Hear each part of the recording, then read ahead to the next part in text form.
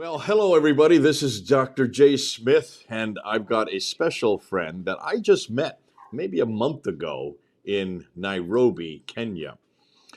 Joseph Oti. Hello. Great to see you again, all the way from Nairobi. Great to see you too.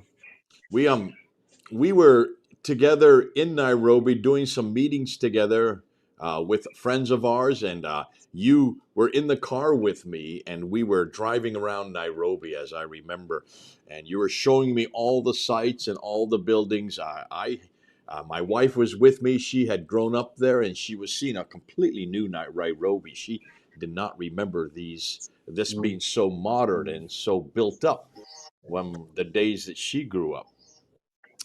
And as we were talking, I mentioned these buildings, and you, of course, you work with Somalis, do you not, Joseph? Tell us a little bit about what you do there in Nairobi.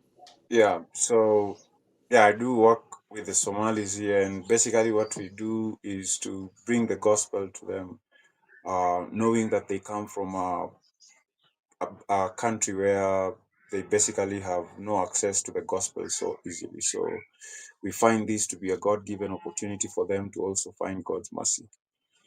Yeah, and so we go around wherever Somalis are, and we bring the gospel of Jesus Christ to them and bring them to the Lord and disciple some of them. Yeah, basically that's what we do. And as I understand, you go into a quarter, an area of Nairobi that is controlled by the Somalis. Tell us about it's Eastleigh, right? It's called Eastleigh. Tell us Yeah, about Eastleigh. yeah. So Isili, yeah, has a bit of history, very interesting history. Actually, the first settlers in Isili were the Asian people who had come to Kenya to work on the railway line back before independence, before when the colonialists were still here. So they they basically were staying in that area away from the rest of the Africans because they didn't want to mix. But over and about, the Somalis also came in. They were working now as the mostly as the guards, as the people who would be supporting the Asian community as they do the more of the technical stuff. But the numbers continue to increase. Then later on, the government would push them over to that direction of Isili, coming from this side. Or it was a different side of the city. Isili is on the eastern side. They were brought from the western side because their population was growing, so they were taken nearer the Asian people. Uh, so over time now, of course the population has grown too big, and the Asian community has been pushed back in a place called Westlands. They are moving more westward because the Somali population is really big. As we speak right now, Isili, we commonly call it the small Mogadishu, and it hosts, I would say, up to over 300,000 Somalis as we speak. So yeah, it's not a small city. It's quite huge because I was just looking online and seeing like the population of Minnesota, Somalis in Minnesota would be about 100,000. Uh, yeah, so basically you're talking of a very, very huge Somali population there, and that's their business So hub. That's three ti- three times the population of Minnesota is what you're saying, yeah, roughly. Okay. yeah. Um, the reason where I've asked you to come on is because there is something that has really exploded here in America. Mm, And you've probably been hearing about it in the news in the last month or so. We're talking in December 2025. That's what we're talking right now. mm, But about in November, the month before, just after I had come back from Nairobi, after I'd come back from Kenya, all of a sudden in the newspapers was all these stories, story after story of the fraud cases that were coming to light here in Minnesota, but primarily in Minneapolis, mm. Minnesota. And I went through quite a few articles, but I've got one that I've taken notes from various articles. Let me just pass this by you. Listen to this, Joseph, what I'm going to tell you, and then explain to me what you think is going on, because I think I know what's going on, but let me just go through and give you some statistics. Here in Minneapolis, there have been they call fraud funding schemes. These are schemes that have been, these are money that have been set aside by the government for disenfranchised children or people here in the United States. And there have been three major frauds that they have uncovered here in just Minnesota. One is called the Feeding Our Future fund that was put together basically to feed young children from disadvantaged families. And of course, in Minneapolis, many of them would be would obviously be Somalians because they're the largest group in Minneapolis of the ones who are the most needy. And they have this Feeding for Our Future fraud. There have been 78 people, defendants, who have been arrested. There have been 56 convictions from people who have taken this money and have pocketed it themselves and then sent it somewhere, sent it out of their bank accounts. And they are, at the moment, they have been able to amalgamate and see that there have been $300 million. $300 million have been sent from this fund out of the United States to look up the most people assumed it's been sent to Somali because these are all Somalis who have been defrauding this program. And that is as of November 24th, so just last month. This is the largest COVID-19 fraud scheme in the country, in America. This is the largest one that's been found anywhere in America. 300 million has been sent by the Somali community. These are all Somalians out of the country. No one knows where they're sending them to because we can't go overseas and find out those banking accounts because it's off their jurisdiction. The government has been able to pull back about 75 million. So that's number one. Number two is another program for autistic children. And this is called the Auditors Fund for the Autism Providers. It is for Minnesota's autism program. The number of providers who are supposed to diagnose and treat people with autism disorder increased 700% in the Somali community in just the past 5 years. They started out with 41 providers. That means people that were helping children who had autism in 2018. And it's now jumped to 328 providers. These are people who are working with autistic kids. As of 2024, when they started out in 2017, 2018, $1 million was taken out of that program, and suppose it was meant for autistic kids. As of last year, it's now jumped to $200 million. $200 million just in the Somali community for autistic kids, made up of what is the 100,000 individuals, right? And they have found out, and one of the primary people that's in this program that has been using money is a woman named Asha Farhan Hassan. She's only 28 years old. She's very young. And she has been going out to to family after family after family to diagnose every child with autism. In other words, enormous amount of autism so that she could use more money would be allocated. So that's $220 million from that program. And then the third program that's right now being highlighted is what they call the Housing Stabilization Fund.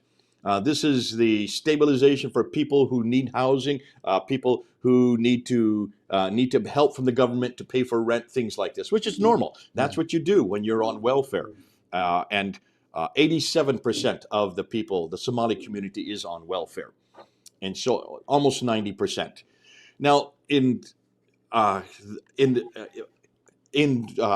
was first allocated. It was started in July of 2020, and at that time, $2.6 million was given, which doesn't sound big. That's about normal for a city that size, for a number of people. That it was 100,000 people. 2.6 million is about right. In 2021, it jumped to 21 million. Wherefore 8,300 people were enrolled in it, all Somalis. In 2022, it jumped to 42 million. Now there were 14,200 people enrolled in it. In 2023, it jumped to 74 million with 16,900. Can you see what's going on here? Mm-hmm. Last year, it jumped to 104 million in claims for 21,000 people. So can you see it's been jumping and doubling every year? Where is all this money going? And look Mm-hmm. at the amount of money, 101 million. It is now totally, in just the 5 years, 304 million have gone to basically 21,000 people. All of $300 million, you can see that's, I mean, they should, many of them should be millionaires by now. Yeah. So obviously this money is going somewhere. And what they're now saying as of last week, this basically equals to around $1 billion has just come from this community in Minneapolis, Mm-hmm. in Minnesota, from 100,000 people that are there. And it's not there anymore. Where is it? Mm-hmm. Where are they sending it? Well, Yeah. most people think that they're sending it to Al Shabaab. That's the default. But so far, according to this article that I just read, there has been no case. They have not been able to find any connection with Al Shabaab at all. Yeah. Yeah. And so Ilham Omar, who is the representative for the Somali community there in Minneapolis, very outspoken. She has saying, "Isn't it odd that they can't find where this money is going?" And it shows just how inept the FBI is, which is she may have some truth in it. Why is the FBI hasn't been on this? Because this is nothing new. It didn't just come out this year. According to Fox 9, which is the local Fox station there in Minneapolis, they've been talking about this for over 10 years. They've been trying to wake up people about this for over 10 years. Mm-hmm. It was only when I was going with you, when I was with you in the car there in Nairobi, and you started showing me some buildings. So what I'm going to do now, I'm going to start looking at these buildings. So I'm looking at an apartment building. This looks like it looks pretty new, brand new. Here we're looking at a number of apartment buildings. These look a little bit older, but the one on the right certainly looks brand new, like it was just put up. Here's another one. Looking at the whole street is looks like it's apartment buildings and office buildings on the left. These are all, I assume, Somali owned. Here you're showing me one that looks like apartment buildings, and then at the bottom are stores, shops that are all I can see that these are have Islamic names. They have uh, um, uh, Arabic names. Here is another whole set of apartment buildings that are quite new on the left. So you're talking about numerous ones. These are all in Eastleigh. We're looking now at both sides of the picture. There's the big road with apartment buildings on both sides. And this looks like it is skyrise office building. They're still building it. So you can see it's new. So that's new money coming in. Here's a number of apartment buildings on a dirt road, which means they haven't even had time to pave the road, but they built the buildings up. Nice, beautiful buildings. Here is another, looks like it could be another side of the same mall that we saw at the very beginning. And this is definitely an apartment building with blue, brown, and white facade. Okay, Joseph, so you saw all those pictures. These are apartment buildings. These Yeah. look like one or two office buildings, all of them high rise, brand new. These, you're right, these Yeah. are all brand new. And Yeah. they're so new that the roads haven't even been constructed to accommodate them Mm-hmm. yet. They have yet to even pave the roads below them. So, where would you, I mean? This is the big question. How and my question when I was there is, where did all this fast money come from? I had just been in Minneapolis 3 months before that. I'd been in the Somali quarter there. It was very poor. It was run down. Uh, I couldn't, and yet we're finding all these almost $1 billion. They're saying now that it may raise to $10 billion. Now that they've given it over to the federal Mm-hmm. government, that they may find that as much as $10 billion may have left the country, may have left United States and gone to, they're saying back to Somaliland. But it looks like, I'm guessing, there's no way I can prove it, and there's no way that you can prove it. It looks like much of this money is going into those buildings we were just looking at. A lot of those apartment buildings that are being Yeah. raised quickly.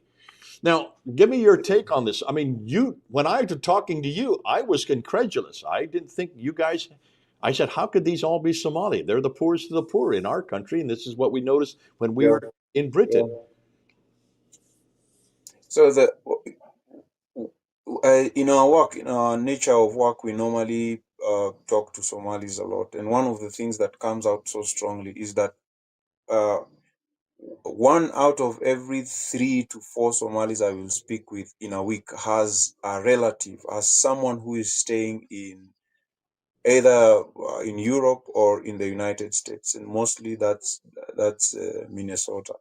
So um, the, and mostly that's where they're receiving their funds from. Last week but one, I was talking to a young man, and he was overseeing a building, another very, very huge building. And I was wondering, how can he oversee such a building as a young man? He's a very young man who has no job, he's doing nothing, but he's overseeing a building that is being constructed by someone who is in Minnesota.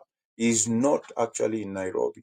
So, and this is the situation that is replicated over and over and over again. We are so certain this money is not Kenyan money. It's not from here. Somalis in Isili right now are walking around with iPhones like they are toys, uh, and it's simply not because they have the money. The other day, one of my teammates knocked, or rather, was hit by a car from behind that was having 2 Somali young boys, and they had to pay him. So they wanted to pay cash, and immediately they just called. And guess what? They were calling their mother, who was not in Kenya but in Minnesota, to actually pay the money on their behalf, which was done very fast, and it was not little money. So what we are saying is there's very good evidence that this money is definitely not Kenyan money. Here in Kenya, it's only the Somali community that walks around with dollars so freely uh, in their pockets, as if it's Kenyan notes. So yeah, I think I do agree with you that there's room for suspicion. There's room for us to really question, knowing very well also that it's not like Somalis have really established business in this country, and they're having these huge monies, that because these are multi-billion apartments in terms of Kenyan shillings, not the dollar, but these are multi-billion apartments. The BBS mall itself, I think, is several hundreds of I think some 50 or so, or 25 billion Kenyan shillings to set it up. Yeah, and all this is happening around us so easily. So I have every reason to see that this is not just it's not a normal flow of funds. It's not normal remittance from because there are people who also remit funds from outside, but this is not the normal kind of remittance. We have many other Kenyans who are out there, and they're just not raising such kinds of structures back home. They're not. Yeah. They can't be able. Yeah. Joseph, that's all we wanted to really talk about is to find out what's going on. I was also told that they have a special clause for money coming from Minnesota that the Somali community don't have to pay tax on the dollars they bring in. Is that correct? I've been trying to find out whether if I can get hold of that, but sometimes when the law is loose on some things, they really hide it. So I haven't been able. Just still asking around whether I can get hold of that information. Okay. This is Yeah, your teammates yeah, that was in the car with us. He was mentioning that there is the only group that does not have to pay tax on investment funds. yeah, What coming yeah. I in haven't are the Somali I, I community. haven't I haven't seen that personally, but yeah, I would not. I would definitely. I would not be shocked to find that that is true. Okay, we're not going to Uh, say that that is true yet. We're going to say that that's yeah. all we've been told, we've been hearing. Now, listen, Joseph. One of the things we do know, we talked about this yesterday in our group here, that this alwala al bara, this idea that you are loyal to yourself, but you disavow of anything outside of your community. Mm, This idea mm, in Islam that you are very close to your community, that you support your community, but yeah, you're almost at Dal al Harb, the idea of house mm, of war. You're at war with those who are outside. And so mhm, the idea of fraud is not seen as a problem in their community if indeed they're in a context of war. And the Dar yeah, al Harb idea is we see this in our conversations with Muslims all the time. They say, in the context of war, we're allowed to lie, to cheat, to fraud, yeah, because it is mm, all with the purpose of bringing in Dar al Islam, house of Islam. mhm, And this is one of the mm, many ways of doing it, economically doing that, politically doing that, even in their discussion in dahwa. When we do dahwa, they can lie and cheat. They can say anything they want yeah, because this is the yeah, al-wala, al-bara that they talk about all the time. It's very much a mhm, parcel of the way they think. As Christians, we yeah. don't do this, do we, Joseph? No, we don't do that. And I like the way you normally say it, like you normally have said it, that this is what makes the Muslim problem such a difficult thing for the governments. And that's why it's the Christians who come into, it's only the Christians who can come in with a solution. Because for the government, how do they deal with that? How do they deal with a man who is deceiving you in order to gain because the US government trusted them as people who can actually serve the community. But for a believer, for a Christian who is alert, we are able to know that for Muslims, you have to have a second level of suspicion because it could be that they are actually deceiving you. Yeah, Um, because they want to propagate the agenda of the community and the agenda of the Muslim people or the Somali people. So and it will not count whether they deceived you because to them deception to a non-believer or a non-Muslim or a kafir is not deception at all. It's actually congratulated by Allah for the sake of propagating the cause of Islam. So it becomes a very difficult position, uh, especially for governments. But I think, as you normally put it, it's that's why it's the believers, it's the Christians who have the solution. Even this, whatever the government is trying to do right now to sort it out, they will try. I mean, they will bring out the fraud, they will get the guys, but to deal with the ideology, with the Islam that is making these guys very difficult to handle. I think that's for the Christian, and we have the solution. We have the antidote for this, and it is Christ Jesus only, and that's why we always call them home. We always ask them to come home that's a, because yeah, that's a good way to put it. And really, it's so good to see when Jesus is very clear that we are to help the poor, the oppressed, the orphans, yeah, those mm, who are the weakest in the community. We are to give all of our funds to that, not to take from the government as a means of enriching yeah, ourselves, making our yes, building large buildings and tall edifices and large malls in the cause of hmm, Jesus. He would not allow that. He would not do that. He did not model that. Look at the way he modeled. And hmm, this is the beautiful thing about Jesus Christ, isn't it, Joseph? That when you look at Jesus and you yeah, look at the way he lived, when you look at yeah, Paul, Paul was a tent maker. He even took care of himself. He wouldn't let even the other churches take care of him.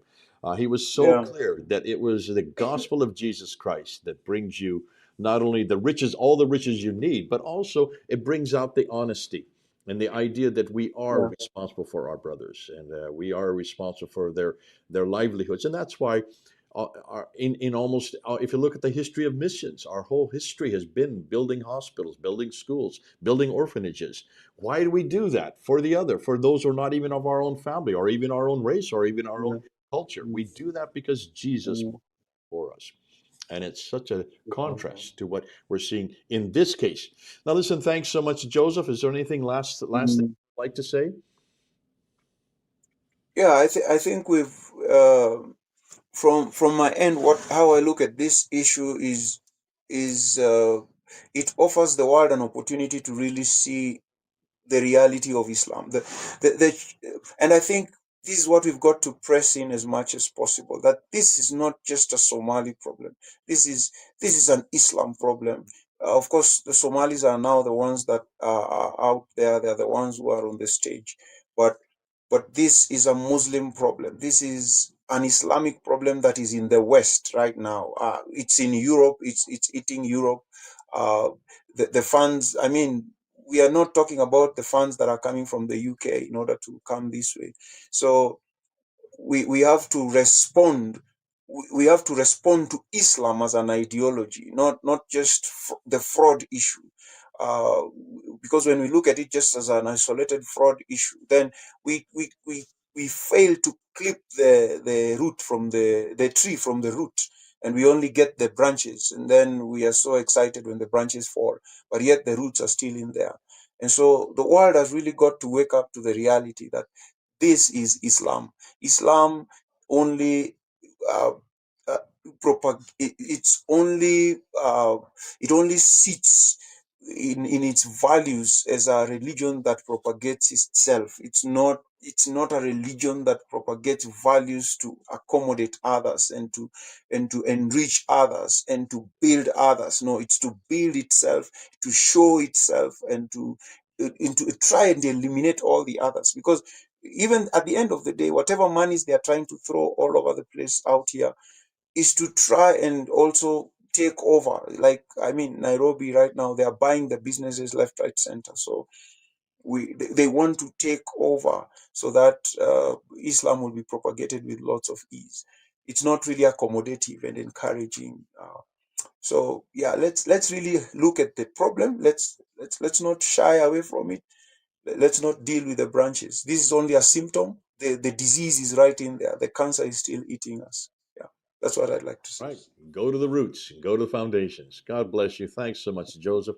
This has been great. Thanks for being there. I know you're quite a few hours ahead of us here in the United States. It's so great that we can talk to you. I'm so glad that I have met you. And listen, brother, keep working. Bring those Somalis home. We need to bring them home to a better place, a better man, a better book, and of course, a better way of dealing with culture. In this case, Yep. culture that Jesus has left behind, the model that he has left behind, we need them to also model that as well. And thanks for modeling that yourself, Joseph. And thanks for the work you do. God bless you. This is Joseph and Jay, over and out.